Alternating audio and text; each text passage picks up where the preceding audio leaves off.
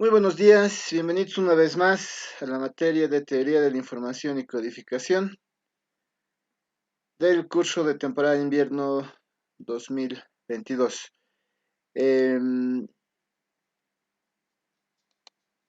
Ya he publicado y voy a ir publicando más o menos de esa manera eh, el contenido que vamos a avanzar el día de hoy, que está relacionado a una introducción y un marco conceptual, donde tenemos un documento PDF que es una descripción inextensa de este primer capítulo. Como verán, tenemos un documento PDF y tenemos además la presentación que lo pueden descargar, que es una versión resumida de ese documento, y tenemos esta presentación que es la que vamos a llevar. Entonces, a medida que vayamos avanzando, ustedes nos pueden ir siguiendo eh, la introducción.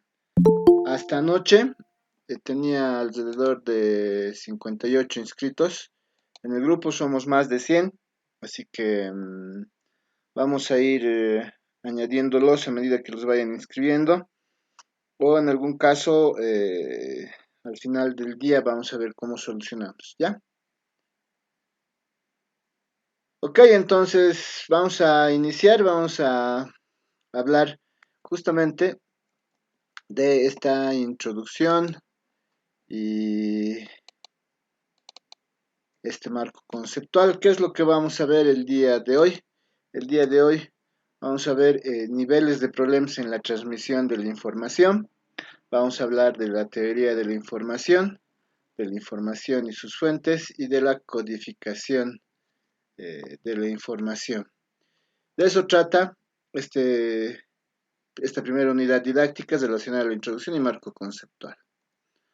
Hablemos un poquito entonces de los niveles de problemas en la transmisión de la información. Permítanme. Una recomendación. Les pido por favor que ingresen desde su cuenta facultativa si no me interrumpen. eh, o ingresen antes, ¿no? Si no, alguna vez no voy a poder ingresar. Ahorita siguen pidiendo ingreso. No voy a poder. Se me va a pasar en medio de la explicación, así que por favor, ya. Entonces vamos a hablar de los niveles de problemas en la transmisión de la información.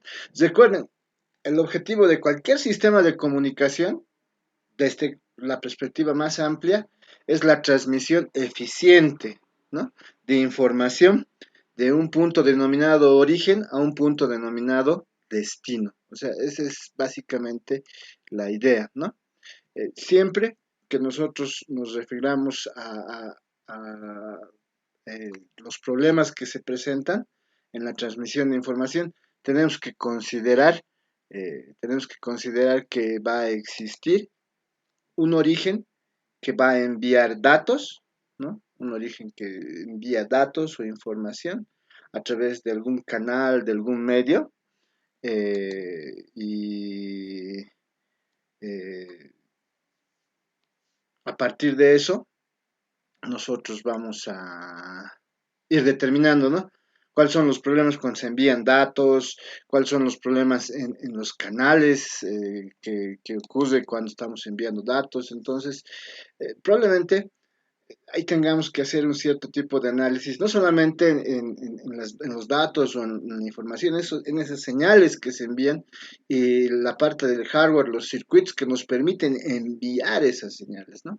Entonces, para eso nosotros vamos a utilizar seguramente la información. ¿De acuerdo? Como yo les decía, hay que considerar desde el origen hasta el destino las señales, los circuitos y probablemente los sistemas electrónicos que van a intervenir, ¿no? Y Eso se va a estudiar a partir de lo que nosotros conocemos como la teoría de la información. Eh, Nos va a permitir, desde un punto de vista matemático, eh, plantear algunas alternativas, ¿no? Para el manejo de la comunicación desde un punto origen hasta un punto destino. Básicamente, esa es la idea. Ah, entonces, la teoría de la información resuelve problemas como ¿cuál es el contenido real de la información de un mensaje? ¿Cómo determinamos si la información que tiene un mensaje es realmente, tiene algún valor? ¿Cuál es el valor real, el contenido real de la información que envía un mensaje? Ah, existen además varias formas de expresar un mensaje y ahí tendremos que preguntarnos cuál es la óptima. Si queremos optimizar tiempo invertido para transmitirla, ancho de banda, cantidad de símbolos o señales para representarlo. Recuerden que esto es muy, muy, muy importante, ¿no?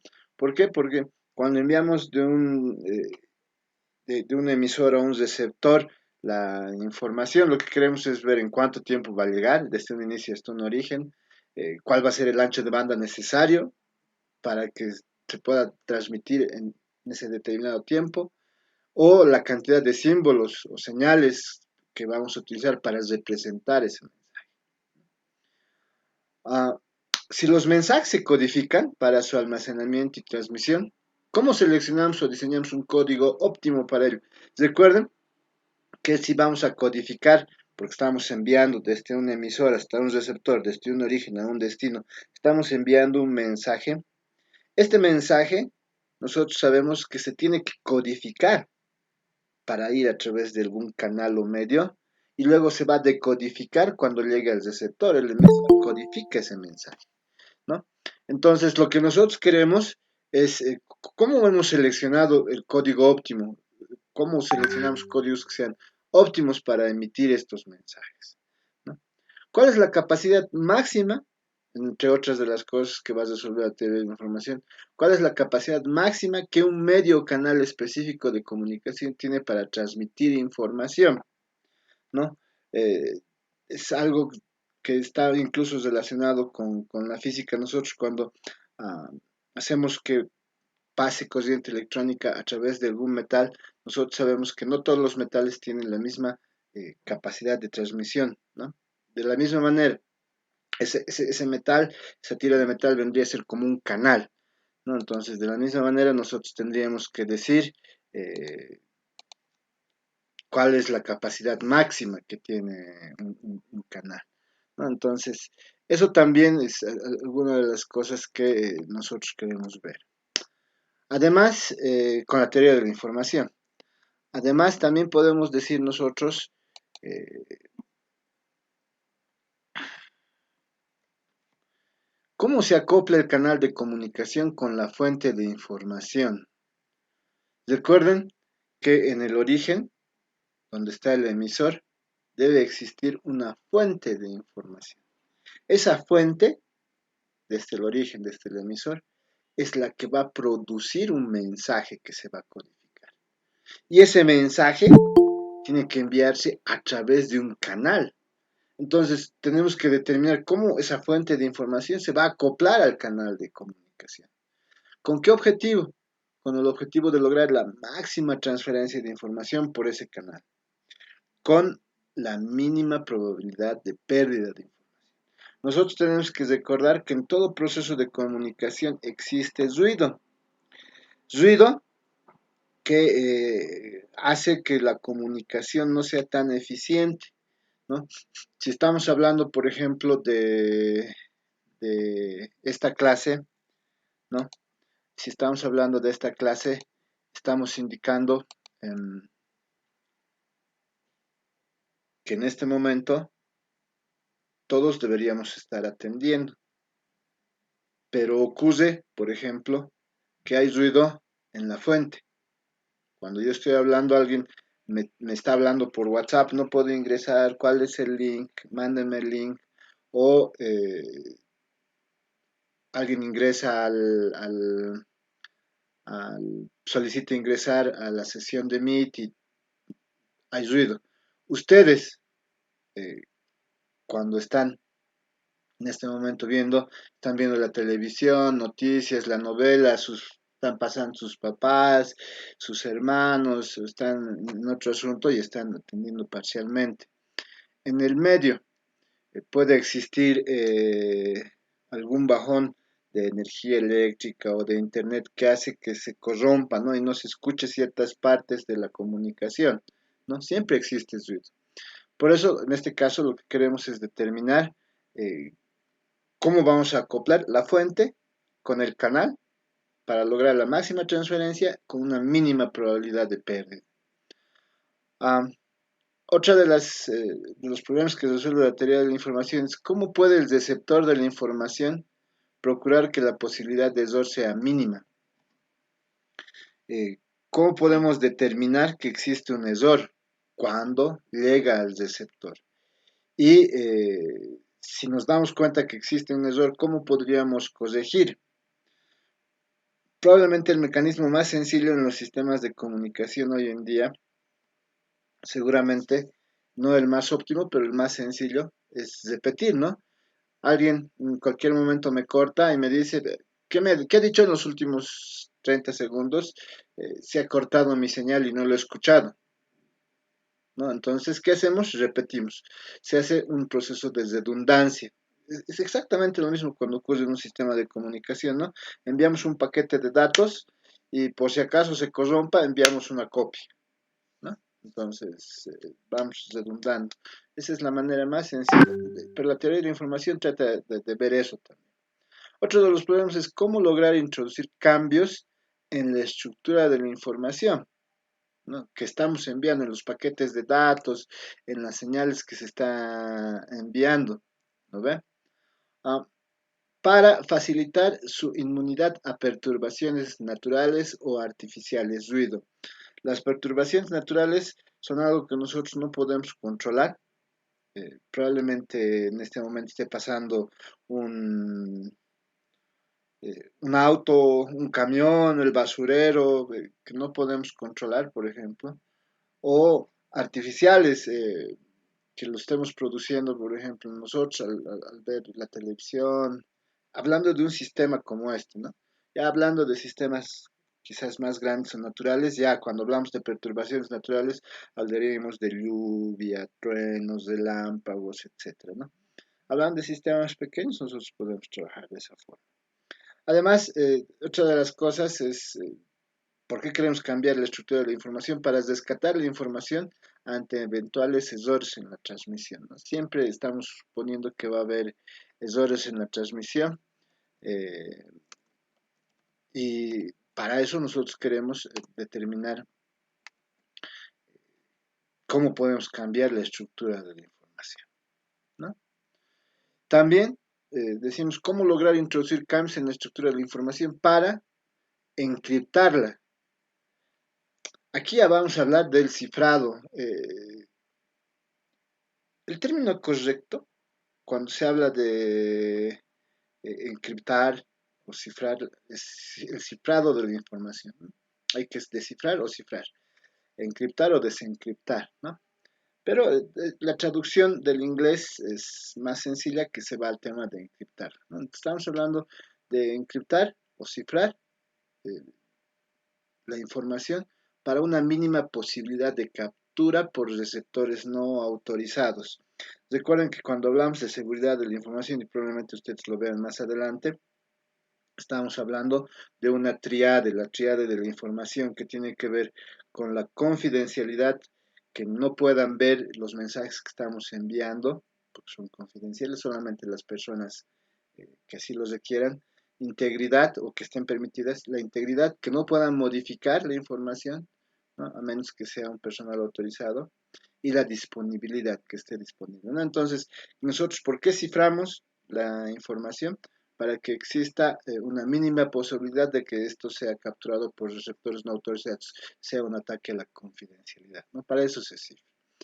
O también para un ataque a la integridad, para que no lo modifique. ¿Por qué también queremos cambiar, introducir cambios en la estructura de la información? Para minimizar el número de elementos de código necesarios para representar la información. Recuerden que cuando estamos hablando de que se va a enviar, no podemos enviar paquetes de datos que no estén cifrados o que no estén comprimidos, ¿no? Queremos que el código que represente al mensaje que se va a enviar cuando se lo cifra, cuando se lo codifica, sea lo más corto posible, ¿no? Estamos hablando de eh, minimizarlo, ¿ve? Entonces, eso es algo que siempre vamos a intentar hacer, ¿no? Ahora, eh, también cuando hablamos de la emisión de de un mensaje, de un origen a un destino, cuando un emisor, como decíamos, va a codificar un mensaje eh, y lo va a enviar a través de un canal o medio y se va a decodificar cuando llegue al receptor. Tenemos que decir que hay que hablar también de los sistemas complejos, ¿no? ¿Por qué? Porque lo que nos rodea el mundo es un sistema complejo, ¿no? Sí, ese es un problema clásico, ¿no? Y para eso decimos cuando un sistema es complejo, cuando un sistema es complejo y cuál sistema de los varios que estamos estudiando, por ejemplo, eh, es más complejo, ¿cierto? Entonces, cuando decimos cuál sistema, eh, cuando decimos cuando un sistema es complejo, estamos hablando de cuando nosotros queremos o estudiamos sistemas, por el motivo que ustedes quieran, eh, tenemos que determinar el nivel de complejidad que tiene un sistema. Eh, Eso tiene que ver como por ejemplo, cuando hablábamos de sistemas, decíamos los sistemas están en la mente de quien los crea. Entonces eso tiene que ver con la observación humana, ¿no? Y la clasificación que nosotros podamos hacer. Ustedes han debido ver los ejemplos en física, que no es lo mismo ver un sistema, por ejemplo, un tren moviéndose a una determinada velocidad y ustedes lo ven por fuera, notan la velocidad. Pero si están dentro del tren, en realidad no siente que se está moviendo, a menos que vea por la ventana, probablemente. Y si ve por la ventana, lo que está moviendo es el paisaje, no el tren. Ese tipo de cosas tienen que ver con una observación humana, ¿no? Y una clasificación que nosotros le damos. Siempre los sistemas están en la mente de quien los crea, ¿no? Por eso tiene que ver con la observación humana. También tiene que ver cuando nosotros determinamos eh, cuando un sistema es complejo, el número de partes o elementos distintos, ¿no? que nosotros consideramos. Recuerden que, por ejemplo, en cualquier sistema no trivial, probablemente tengamos un montón de elementos que lo compongan, que haga que esto sea más complejo. Por ejemplo, si estamos hablando de un tren, lo vamos a simplificar si solamente decimos velocidad, ¿no? Aceleración, tiempo, distancia, es una simplificación, porque hay muchos más elementos que intervienen. Ah, Otro de los elementos que hace que sea complejo el tema es cómo vamos a medir cada uno de los elementos, la dimensionalidad que tiene, ¿no? La dimensionalidad está en relación a cómo medimos, ¿no ve? Entonces ahí es complejo.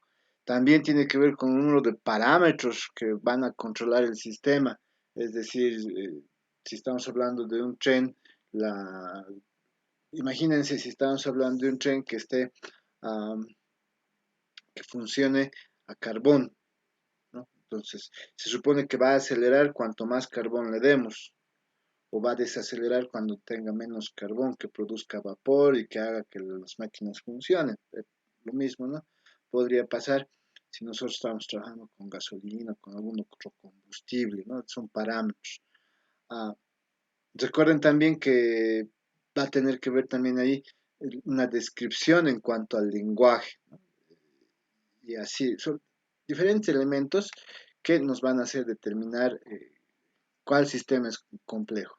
Por ejemplo, para nosotros en la imagen, ¿cuál sistema será más complejo? ¿El A o el B? Incluso, como ven, tendríamos que considerar, si vamos a tomar en cuenta el sistema B, ¿qué está intercambiando?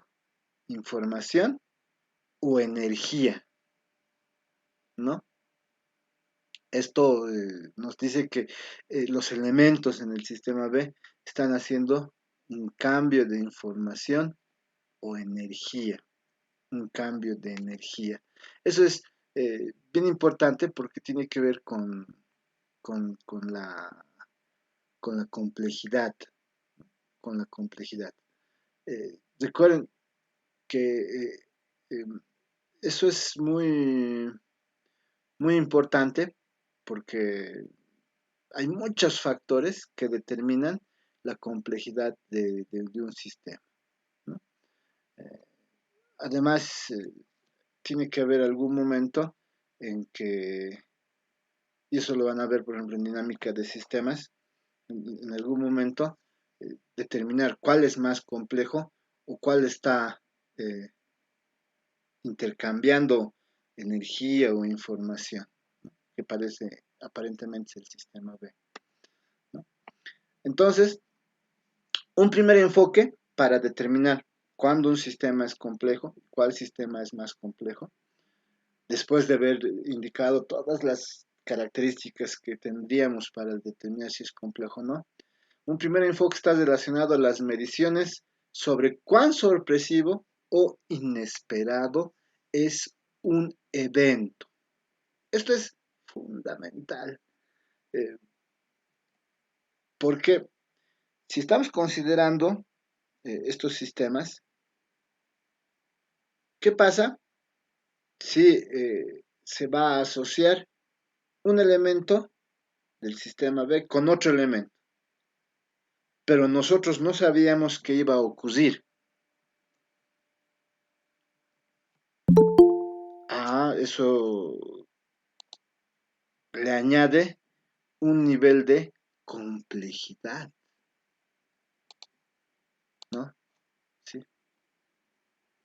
Cuando además de las muchas cosas que nosotros tenemos que considerar para determinar que un sistema es complejo, viene una más, que no va a considerar el número de elementos, las dimensiones, no va a considerar las relaciones, sino que va a decir cómo, cómo en algún momento eh, un evento dentro del sistema ocurre y si este es sorpresivo o inesperado.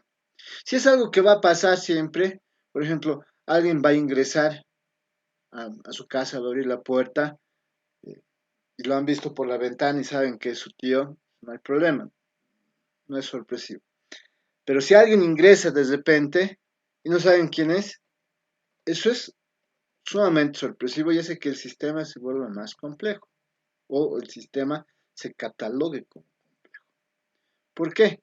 Porque nosotros no podríamos determinar si ese evento es muy sorpresivo o inesperado. O a lo mejor su tío viene todos los días a las 8, 9 menos cuarto. Entonces, no sabemos si se adelanta unos minutos, no va a ser tan sorpresivo, porque más o menos que sabíamos que iba a ingresar, a que de repente aparezca, ¿no? Entonces, cuando queremos determinar si un sistema es complejo o cuán sistema es más complejo de los que acabamos de ver, un primer enfoque está relacionado a las medidas sobre cuán sorpresivo o inesperado es un evento. Eso es determinante. Y eso es lo que va a dar pie a la conceptualización de la teoría de la información. ¿Alguna pregunta hasta ahí? Preguntas.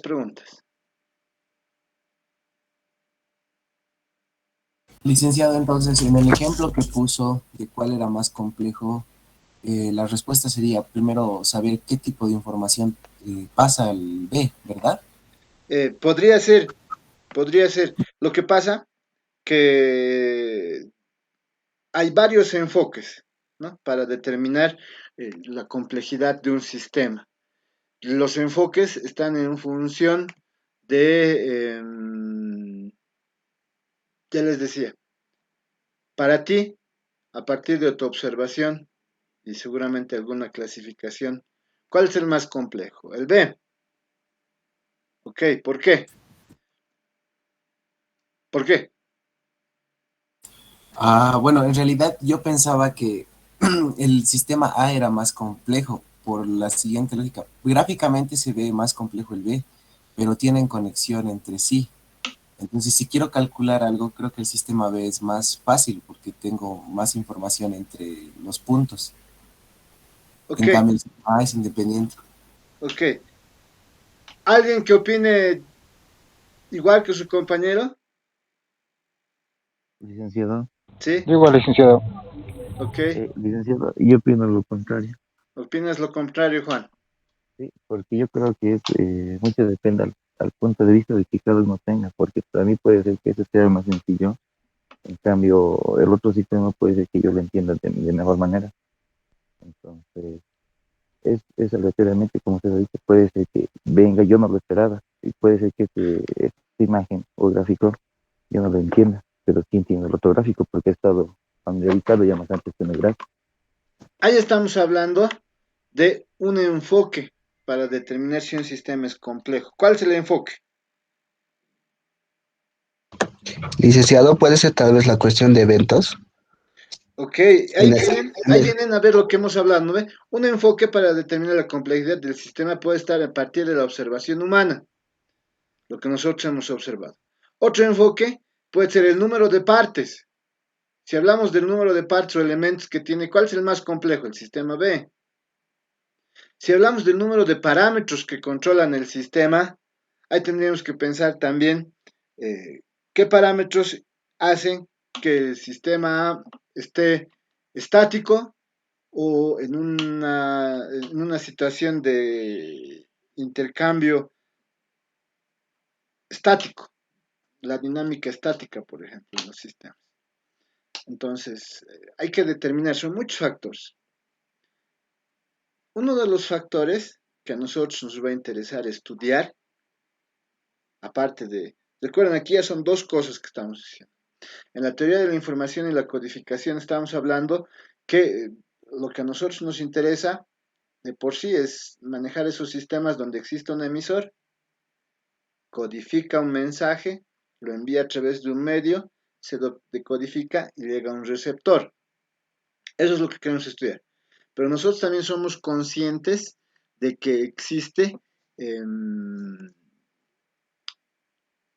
este sistema, desde un origen hasta un destino, un determinado grado de complejidad, ¿no? Porque todos los sistemas son complejos, ¿no? Y para determinar cuál sistema, cuándo un sistema es complejo o cuál sistema es más complejo, lo que hacemos es tomar diferentes enfoques. Uno de esos es el que decía su compañero, por ejemplo, para mí el sistema A es más complejo, ¿por qué no entiendo la interacción que existe? A lo mejor no existe ninguna interacción, ¿no? Y es más fácil de entender. Simplemente son elementos que no interactúan entre sí, ¿no? Eh, y ahí empiezan a aparecer, digamos, si hablamos de de la teoría de sistemas y de la complejidad, por ejemplo, eh, diferentes paradojas, ¿no? La paradoja del gato de Schrödinger, por ejemplo, es una de ellas. No me acuerdo muy bien el nombre. Ese tipo de cosas para determinar la complejidad, ¿no? Entonces, lo que nosotros tenemos que entender, tanto para la primera parte, emisor, mensaje, medio, mensaje, receptor, este proceso, y los sistemas complejos, que son los que a nosotros nos interesan cuando vamos a enviar estos mensajes, es que existe un enfoque. Este enfoque que a nosotros nos interesa es medir la sorpresa que tiene un determinado evento. ¿Sí? Ya les decía, probablemente si en el sistema A no hay ningún intercambio, pero de repente, sin que nosotros sepamos, un elemento se relaciona con otro, eh, medir eso es un enfoque, ya sería complejo, porque no sabíamos qué iba a ocurrir. Probablemente en el sistema B vemos la relación que existe entre los diferentes elementos, entonces decimos, ah, sí, pues algo que va a pasar. Ahí dice que se van a relacionar.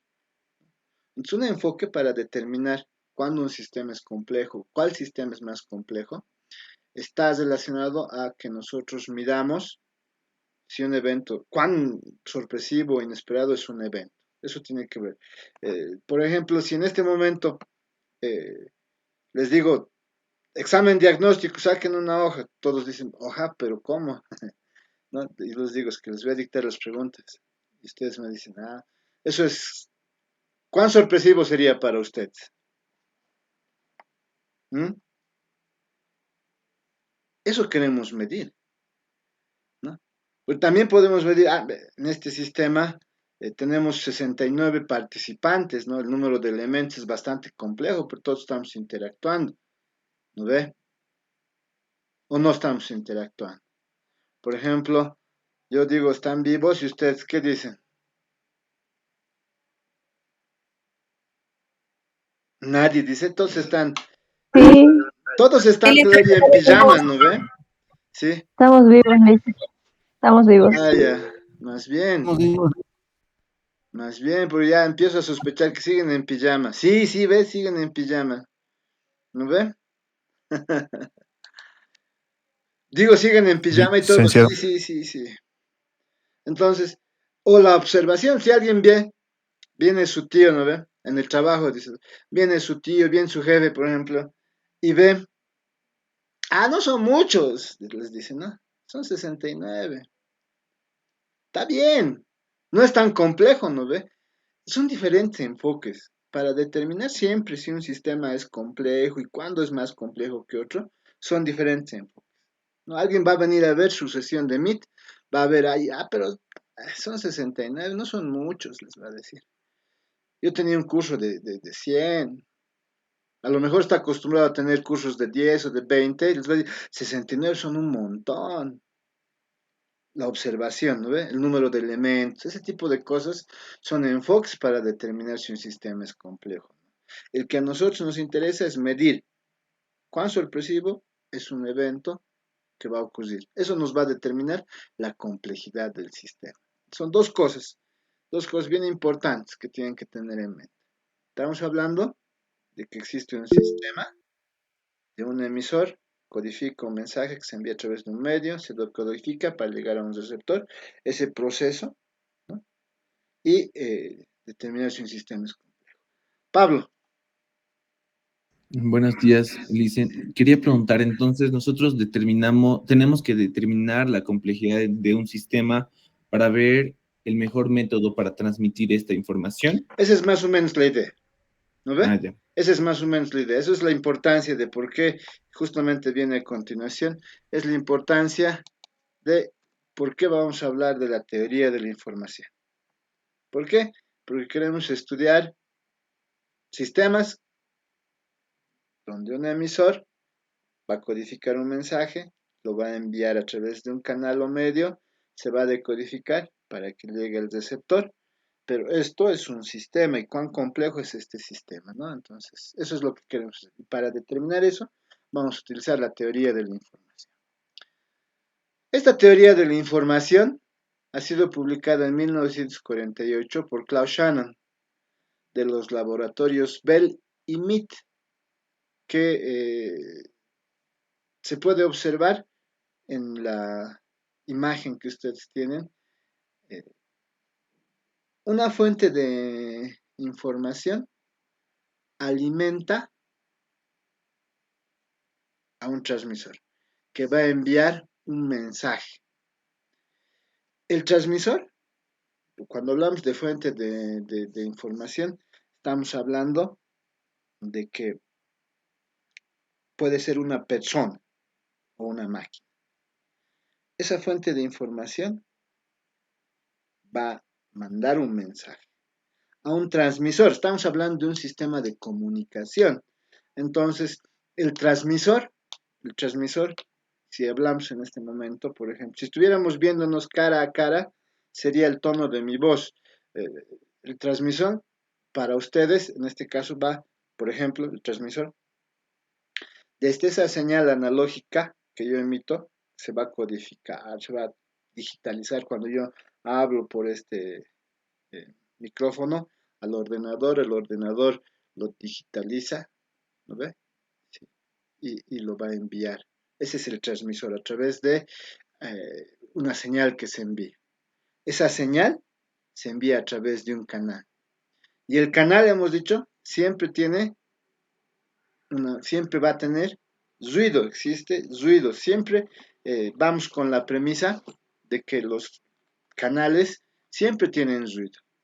Entonces, esa señal va a recibirse por un receptor, sus ordenadores o sus teléfonos móviles, si me están siguiendo desde un móvil, y el mensaje, después de haber sido recepcionado, va a llegar a ustedes, ¿no? Al destinatario. Es más o menos la idea que tiene o que plantea Claude Shannon en 1948 cuando aborda el tema de la teoría de la información. ¿De acuerdo? Claro que nosotros hemos visto la versión simplificada, emisor, mensaje, medio, receptor. Entonces, pero para Shannon en 1948, esta es la idea global. ¿De acuerdo? Entonces, la teoría de la información,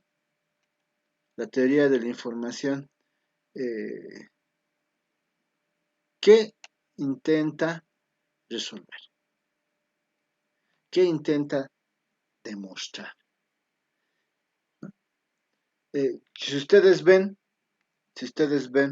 por ejemplo acá, ¿qué podríamos decir que la teoría de la información intenta hacer?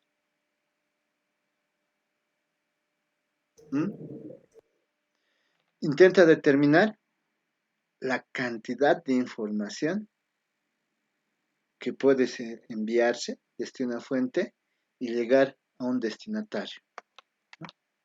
Cantidad de información útil. Queremos medir, queremos cuantificar la cantidad de información útil,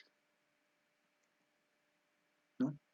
Además, cuando nosotros vamos a enviar este mensaje a través del transmisor, este transmisor lo va a convertir en una señal, ¿no ve? ¿Sí?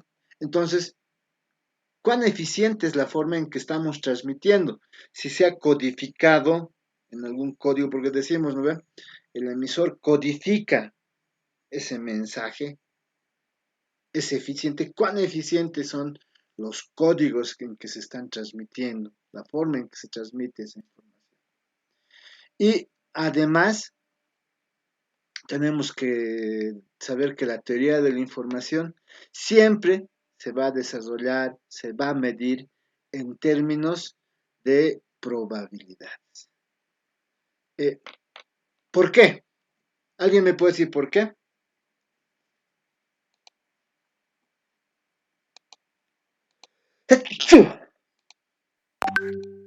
¿Alguien? ¿Alguien me puede decir por qué? La información es aleatoria, dice, pero ¿por qué? ¿Por qué creen que es aleatoria la información? Porque nunca sabemos cuál es la información, tal vez. Es justamente lo que estábamos diciendo, muy bien. Aquí. Porque no sabemos para nosotros cuán sorpresivo o inesperado es un evento. Entonces, nosotros decimos, si ustedes conocían la información, eso es 0 o 1. Suponiendo que 0 es que ya sabían de qué se trataba, y 1 suponiendo que no sabían de qué se trataba.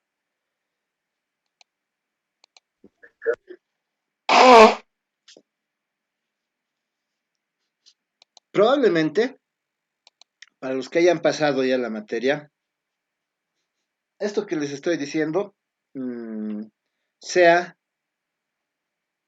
cero. ¿Por qué? Porque no es información nueva.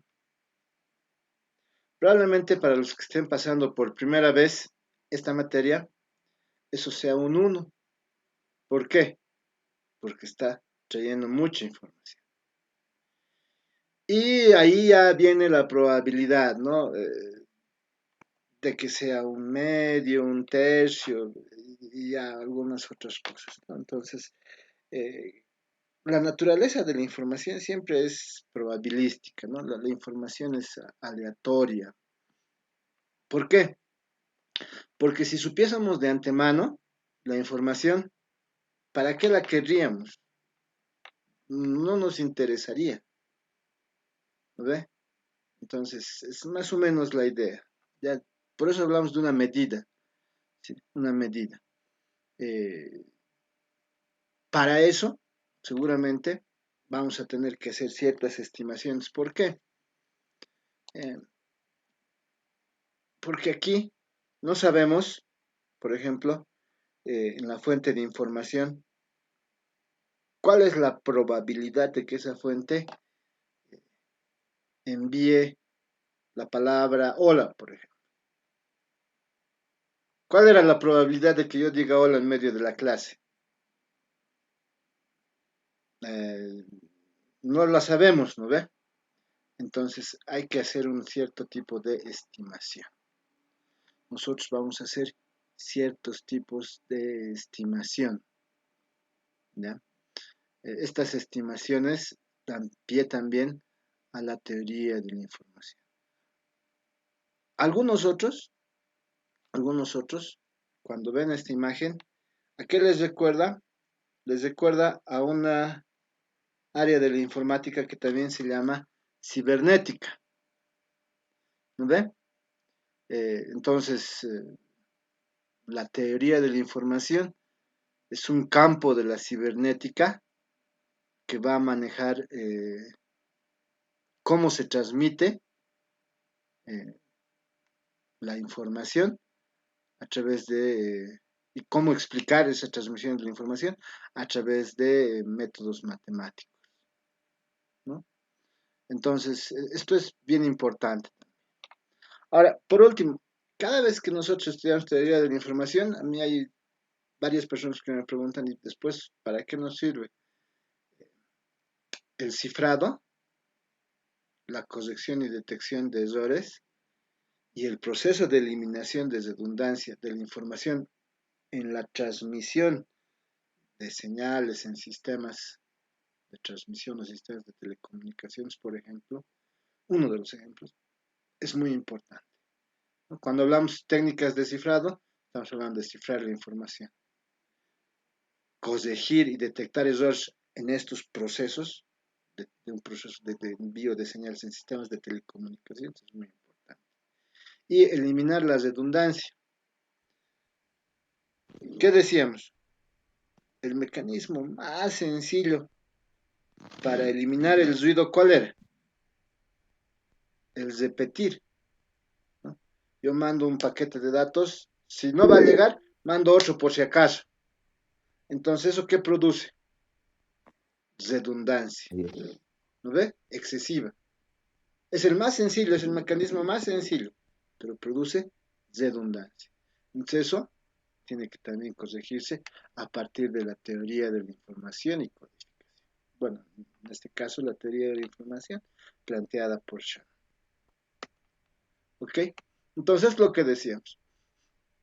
La teoría de la información es un campo de la cibernética que se ocupa de la descripción y evaluación matemática de los métodos de transmisión, conservación, extracción, clasificación y medida de la información. Esto es bien importante porque la cibernética es una de las áreas de la informática que se ha ido usando no solamente en el tema de la informática, sino en muchas áreas del conocimiento y ha tenido un impacto muy, muy grande en diversas situaciones. Entonces, estamos hablando de eso. Al estudio de la teoría de la información debe permitir conocer técnicas de cifrado, lo que yo les decía, corrección y detección de errores y eliminación de redundancia. Para eso nosotros vamos a estudiar la teoría de la información. ¿De acuerdo? ¿Sí? ¿Alguna pregunta hasta ahí? Preguntas. Juan,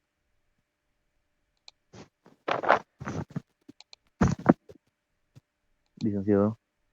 has levantado la mano o te la bajo. Sí, licenciado. Ah, ya. Licenciado, en sí podríamos decir que toda información que transmitimos siempre nos va a llevar el ruido, nos va a acarrear el ruido, todo tipo de información, sea cual sea, Sí, en cualquier medio. exacto. Siempre, o sea, digamos que es una premisa eh, absolutamente sin temor a equivocarnos. Siempre hay ruido en cualquier sistema de comunicación y el ruido principalmente en el canal de información. Por ejemplo, ¿qué pasa cuando existe una transmisión en vivo de un partido de fútbol?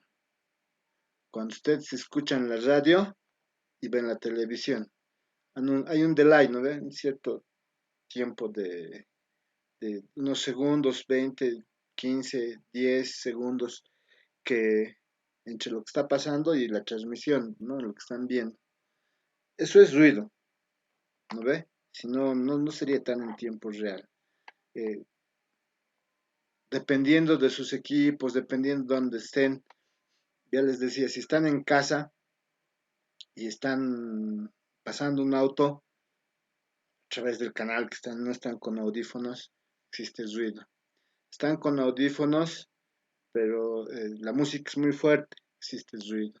Siempre, siempre, siempre, en todos los canales de información existe ruido.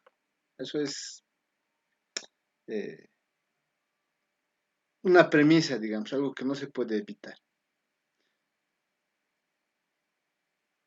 ¿Algo más?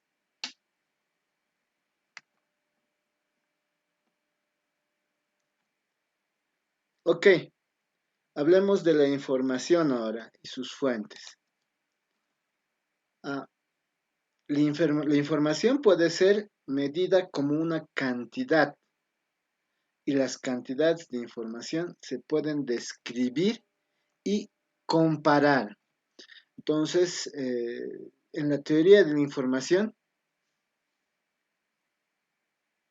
la palabra información tiene un significado muy específico, que es justamente lo que ustedes acaban de leer, que puede ser medida como una cantidad y la cantidad de información puede describirse y compararse.